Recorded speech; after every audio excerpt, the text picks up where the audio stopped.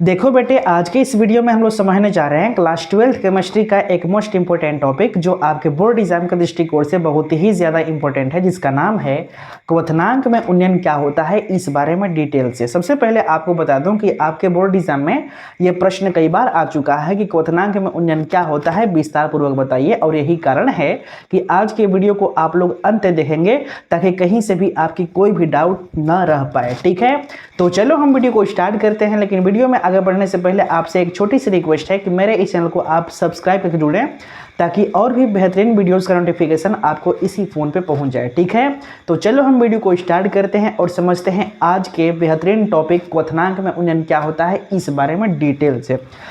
सबसे पहले आपको बता दूं कि जब तक आप इस फिगर को ठीक से नहीं समझेंगे तब तक आपको क्वथनांक में उन्नयन का सही डेफिनेशन का पता नहीं चल सकेगा। ठीक है, आपको बता दूं कि हमारे पास टोटल फिगर 2 हैं, जिसमें से इसे हमने फिगर नंबर 1 कहा है और इसे हमने फिगर नंबर 2 कह दिया है। फिगर नंबर 1 की खास बात यह है कि यहाँ पे एक बर्तन है और बर्तन के अंदर हमने केवल एक शुद्ध विलायक को ही भरा है, यानी जल को ही भरा है, जल के अलावा इसके अंदर कुछ भी नहीं है। ठीक है, लेकिन अगर फिगर नंबर 2 की बात की जाए तो इस फिगर नंबर 2 में एक बर्तन है और बर्तन के अंदर शुद्ध विलायक यानी जल पहले से भरा हुआ है, बाद में इसके अंदर हमने अवाष्पशील विलेय पदार्थ को डाल दिया है। यानी इसमें 2 चीज़ है, क्या क्या?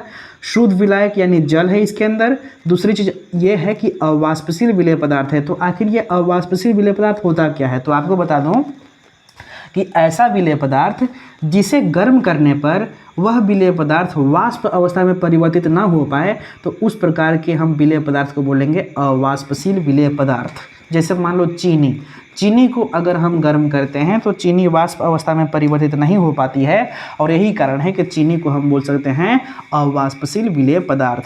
तो आपको यह भी पता होना चाहिए कि जब विलेय और विलायक आपस में मिलते हैं तो विलयन बनता है। आपको ये चीज़ पता होना चाहिए। ठीक है, क्या पता होना चाहिए कि जब भी हम किसी विलयन को बनाते हैं तो विलयन को बनाने के लिए हमें 2 चीज़ें चाहिए होता है। पहला हमें चाहिए होता है विलायक पदार्थ और दूसरा हमें चाहिए होता है विलेय पदार्थ। तो आखिर विलेय पदार्थ होता क्या है?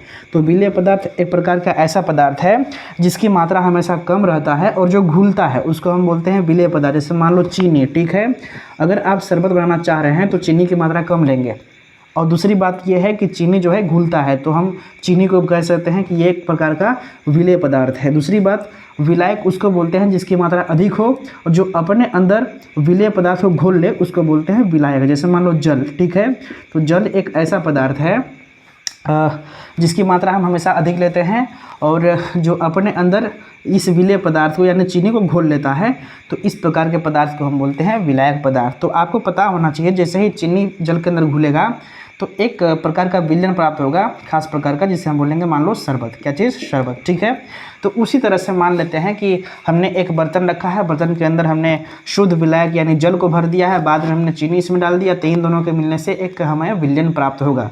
अब आते हैं इस परिभाषा के ऊपर। परिभाषा यहीं से बनना शुरू होगा। आपको पता ये होना चाहिए कि शुद्ध जल जो होता है इसका क्वथनांक होता है 100 डिग्री सेल्सियस। कितना होता है? 100 डिग्री सेल्सियस। क्वथनांक किसे कहते हैं? तो आपको पता होना चाहिए कि जिस निश्चित ताप पर कोई द्रव वाष्प अवस्था में परिवर्तित होना शुरू हो जाए, ठीक है, तो उसी निश्चित ताप को हम बोलते हैं क्वथनांक। यानी कितना ताप हम दे रहे हैं, कितना हम ताप दे दें कि जो द्रव है ये उबलना शुरू हो जाए यानी वाष्प अवस्था में परिवर्तित होना शुरू हो जाए, तो उसी निश्चित ताप को हम बोलते हैं क्वथनांक। यानी अगर जल को आप 100 डिग्री सेल्सियस ताप दे देंगे ना तो जल उबलना शुरू हो जाता है। ठीक है, अगर इसी चीज़ का जो यहाँ पे हो रहा है वही प्रोसेस यहाँ भी करें तो ऐसा होगा, यानी कि 100 डिग्री इसे हम दे रहे हैं तो ये उबलना शुरू हो जा रहा है। लेकिन अगर हम इसको भी 100 डिग्री देंगे तो ये उबलना शुरू होगा कि नहीं? क्योंकि देखो भाई, इसमें जल है, जल के अंदर हमने चीनी डाला है, तो इन दोनों के मिलने से एक विलयन प्राप्त हुआ है शरबत। तो इसका जो क्वथनांक है इसके क्वथनांक के बराबर होगा कि नहीं, पहले ये बताओ। ठीक है, तो आपको पता होना चाहिए कि जैसे ही इसके अंदर हम अवाष्पशील विलेय पदार्थ डाल देंगे तो उस कंडीशन के कारण इसका जो क्वथनांक है इसके क्वथनांक में वृद्धि हो जाता है। वृद्धि का मतलब ये है कि अब अगर इसमें 100 डिग्री सेल्सियस ताप देंगे तो ये उबलना शुरू नहीं होगा। इसका मतलब इसका क्वथनांक बढ़ जाएगा। क्वथनांक बढ़ने का मतलब आप इसे मान लो 120 डिग्री सेल्सियस देंगे, 130 देंगे, तो हो सकता है कि उबलना शुरू हो जाए। यानी अब 100 डिग्री पे ये उबलेगा नहीं, क्योंकि इसके अंदर हमने अवाष्पशील विलेय पदार्थ डाल दिया है। ठीक है। तो जो प्राप्त विलयन का जो क्वथनांक में वृद्धि जो हो रहा है ना, उसी को हम बोलते हैं क्वथनांक में उन्नयन। क्या बोलते हैं? क्वथनांक में उन्नयन। तो इसका डेफिनेशन आप बोलेंगे कैसे? तो ध्यान दो ना, ऐसे बोलेंगे, जब किसी शुद्ध विलायक यानी जल में कोई अवाष्पशील विलेय पदार्थ को डाला जाता है तो प्राप्त विलयन के क्वथनांक शुद्ध विलायक के क्वथनांक से अधिक हो जाता है, यानी बढ़ जाता है। आपको पता होना चाहिए जो प्राप्त विलयन है इसका क्वथनांक बढ़ गया है। किसकी तुलना में बढ़ गया है? तो शुद्ध विलायक जो था जल, इसके क्वथनांक की तुलना में इसका क्वथनांक बढ़ गया है। तो क्वथनांक में जो वृद्धि हो रहा है ना, किसकी? तो जो हमारे पास विलयन प्राप्त हुआ है इसके क्वथनांक में जो वृद्धि हुआ है उसी को हम बोलते हैं क्वथनांक में उन्नयन। एक बार और सुनो, इसको ऐसा बोलेंगे कि जब किसी शुद्ध विलायक यानी जल में कोई अवाष्पशील विलेय पदार्थ को डाला जाता है या घोला जाता है तो प्राप्त विलयन का जो विलयन प्राप्त हुआ ना, प्राप्त विलयन का जो क्वथनांक में वृद्धि होती है किसकी तुलना में?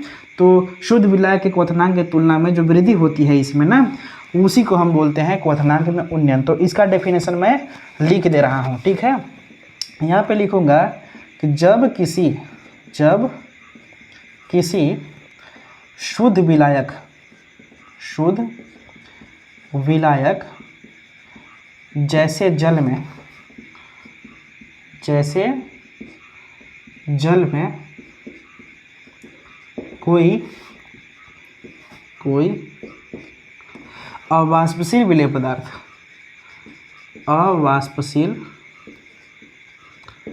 विलेय पदार्थ डाला जाता है या घोला जाता है, ठीक है। तो प्राप्त विलयन का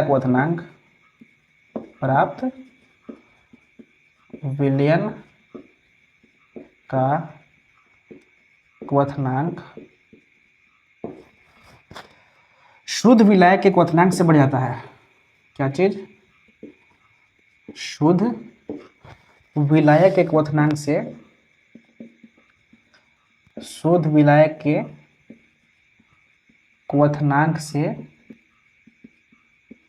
बढ़ जाता है और इसी वृद्धि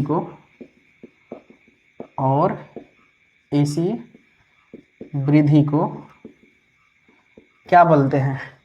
क्वथनांक में उन्नयन कहते हैं। क्वथनांक में उन्नयन कहते हैं, ठीक है।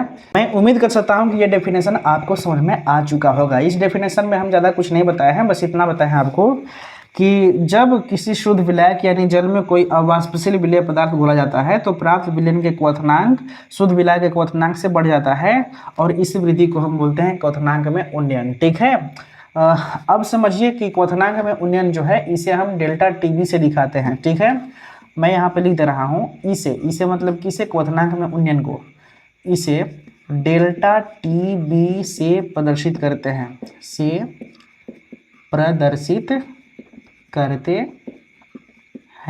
ठीक है। सबसे पहले आप डेफिनेशन लिखेंगे अपने एग्जाम में, ये लिखेंगे और इस फिगर को आप साइड में बना देंगे। केवल एक फिगर बनाइएगा आप। कौन सा फिगर? तो ये वाला जो मैंने यहाँ पे बनाया हुआ है, ठीक है। ये आप यहाँ साइड में बना लेंगे, ठीक है। जल्दी से आप स्क्रीनशॉट लो, फिर आगे बताते हैं। ले लिए स्क्रीनशॉट? ठीक। तो ध्यान देना एक बात कि जो क्वथनांक में उन्नयन जो होता है ना, ये मूललता के समानुपाती होता है, क्योंकि इसी पर आधारित एक डेरिवेशन करेंगे जिसपे एक विस्तृत फार्मूला प्राप्त होगा और जिस पे आधारित प्रश्न आपके एग्जाम में पूछता है, ठीक है। तो ध्यान दो, मैं यहाँ पे लिख रहा हूँ कि क्वथनांक में उन्नयन, क्या चीज़? क्वथनांक में उन्नयन मूललता के समानुपाती होता है। किसके? मूललता के समानुपाती होता है। इसका मतलब क्या हुआ ना, अर्थात करके मैं लिखता हूँ। आपको पता होना चाहिए कि क्वथनांक में उन्नयन को हम दिखाते हैं डेल्टा टीबी से, तो डेल्टा टीबी, ठीक है। बी मतलब होता है बॉइलिंग पॉइंट, ओके। इसलिए हम कह सकते हैं कि डेल्टा टीबी, तो जो डेल्टा टीबी है क्वथनांक में उन्नयन, ये समानुपाती होता है किसके? मोललता को, और मोललता को हम स्मॉल m से दिखाते हैं, ठीक है। अब जैसे ही आप इसे हटाएंगे, किसे, प्रोपोर्शनल का चिन्ह यानी कि समानुपाती का चिन्ह जब हटाएंगे तो आप ऐसे लिख सकते हैं कि delta T B equal to, बराबर का चिन्ह यहाँ पे लगाएंगे और इसके बदले में एक कांस्टेंट आता है। क्या चीज़ कांस्टेंट आता है? के बी। क्या आता है? के बी, और इंटू एम है, ये है पहले से, ठीक है। इसे हम इक्वेशन नंबर 1 मान लेते हैं। अब इतना करने के बाद आप लोग थोड़ा सा ध्यान दीजिए।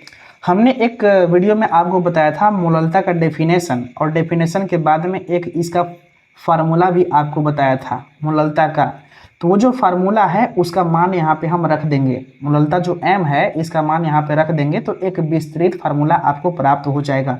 तो आपको पता होना चाहिए फार्मूला क्या है, तो मैं यहाँ पे लिख दे रहा हूँ, ठीक है। मैं लिखूँगा मोललता के परिभाषा से, मोललता के परिभाषा से एक सूत्र प्राप्त हुआ था। क्या प्राप्त हुआ था?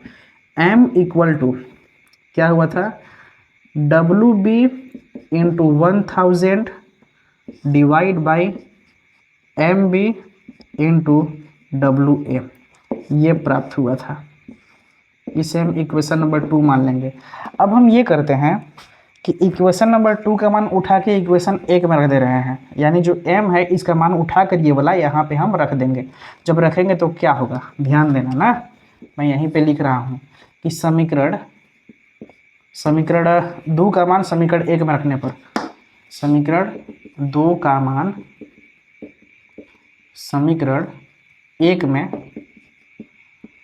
रखने पर, जब रखेंगे तो क्या होगा, ध्यान देना, यहाँ पे होगा डेल्टा टी बी बराबर, डेल्टा टी बी बराबर, ये के बी तो रहेगा ऐसे ही, इनटू जो m है इसकी वैल्यू उठा के रखो, m का वैल्यू ये पूरा के पूरा रखना है, क्या है, तो W B multiply by 1000 divide by कितना, M B into W A. अब यहाँ पे आपको ये जानना है कि इसमें ये सब है क्या ना, डेल्टा टी बी क्या है, तो आपको पता होना चाहिए डेल्टा टी बी है क्वथनांक में उन्नयन है। के बी क्या है, तो ये बहुत जरूरी है, के बी क्या है, डब्लू बी क्या है, एम बी क्या है, डब्लू ए क्या है, ये सब ना। तो आपको लिख दूँ यहाँ पे, जहाँ के बी बराबर, के बी जो है ये है मोलल उन्नयन स्थिरांक, क्या है, मोलल उन्नयन स्थिरांक,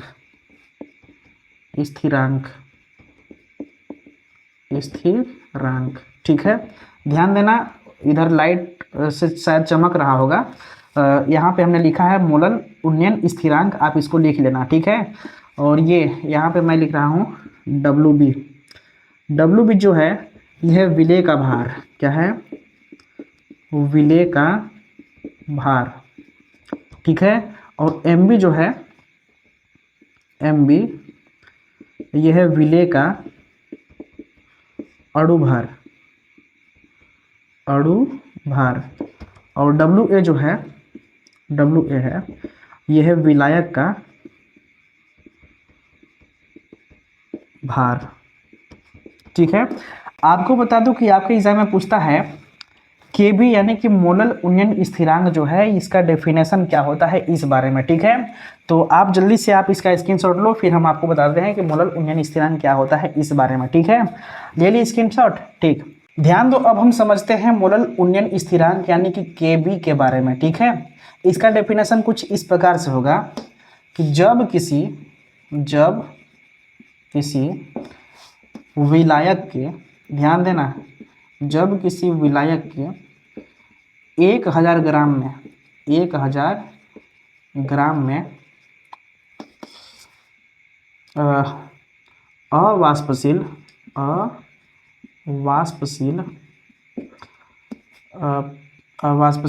विलेय पदार्थ का 1 ग्राम अणु घोला जाता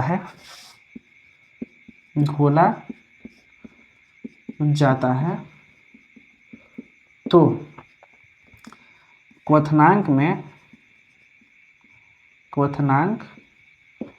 में होने वाली वृद्धि होने वाली वृद्धि को मोलल उन्नयन स्थिरांक कहते हैं, स्थिरांक कहते हैं। ठीक है, ये डेफिनेशन आप याद रखेंगे ना कि जब किसी विलायक के 1000 ग्राम में, कहने का मतलब है कि हमारे पास एक बर्तन था, बर्तन में हमने विलायक रखा था, लेकिन विलायक हमको कितना लेना है, विलायक हमको लेना है 1000 ग्राम, और इसके अंदर हम केवल 1 ग्राम अणु लेंगे, किसका, विलेय पदार्थ का, अवाष्पशील विलेय पदार्थ का। तो उसे जो विलयन प्राप्त होगा हमें ना, उस विलयन के जो क्वथनांक में वृद्धि होगी उसी को हम बोलेंगे मोलल उन्नयन स्थिरांक। ठीक है, इसका गणितीय रूप भी होता है, जैसा कि आपको हमने कुछ देर पहले बताया था। गणितीय रूप क्या है भाई, ऐसा लिखो, गणितीय रूप। तो आपको पता होना चाहिए कि डेल्टा टीबी जो है क्वथनांक में उन्नयन, ये प्रोपोर्शनल होता है किसके, ये मूललता के समानुपाती होता है, जैसा कि हमने अभी कुछ देर पहले आपको बताया था। ठीक है, अब जब आप प्रोपोर्शनल का चिन्ह हटाएंगे तो यहाँ पे आप लिखेंगे delta T B equal to, यहाँ पे के बी लिखेंगे इंटू एम। बस आप इतना लिख देंगे, जैसा कि हमने पहले बता चुका है आपको। यही है इसका गणितीय रूप, जिसमें आप दिखा देंगे कि यहाँ पे डेल्टा टी बी है क्या, तो यह है क्वथनांक में उन्नयन। आप बता देंगे कि के बी क्या है, तो है मोलल उन्नयन स्थिरांक, और एम क्या है, मोललता है। ठीक है, इसका मात्रक भी पूछता है, क्या चीज़, मात्रक। किसका मात्रक, मोलल उन्नयन स्थिरांक का। इसका मात्रक होता है केल्विन केजी मोल इनवर्स, या एक और होता है degree Celsius into KG mole inverse. ठीक है, ये 2 मात्रक होते हैं, आप इसको याद रखेंगे। तो मैं उम्मीद कर सकता हूं कि क्वथनांक में उन्नयन जो टॉपिक है ये आपको बहुत ही बेहतरीन तरीके से समझ में आ चुका होगा। ठीक है, जानने से पहले आपको करना क्या है कि हमारे चैनल को सब्सक्राइब करके जाना है। दूसरी बात, इस वीडियो की स्क्रीन के ऊपर आपके कुछ वीडियो दिख रहे होंगे, उस पर आप क्लिक करके उस वीडियो को देख सकते हैं, जिससे आपकी कुछ हेल्प हो सके। ठीक है, तो मिलते हैं नेक्स्ट वीडियो में नए टॉपिक के साथ। जय हिंद।